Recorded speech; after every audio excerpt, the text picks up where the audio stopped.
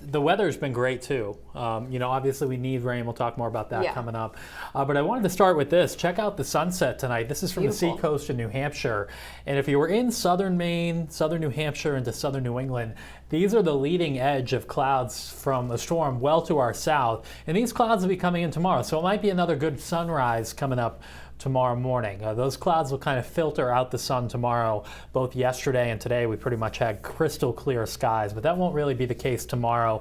And then we'll start with some cloud cover on Thursday, but the clouds will move away as the day goes along. Turns into a nice day Thursday, and we are in for a sunny but cooler stretch heading into the weekend. Won't be quite as warm by then. Out there tonight, fairly mild, 61 in Bangor, 60 in Portland. We're at 52 in Sanford, and that airport down in the valley, so usually does cool off a bit quicker there.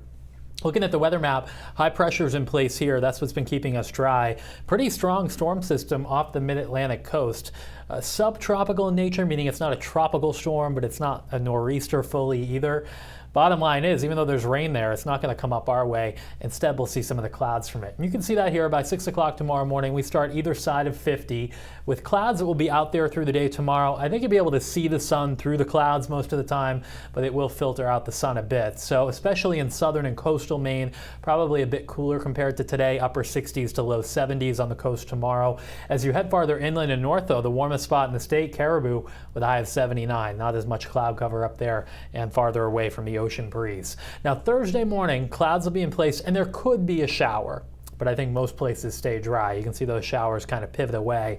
And then Thursday afternoon, the sun will come back, will warm back into the 70s, and it'll be a pretty nice afternoon on Thursday as that storm system pulls away.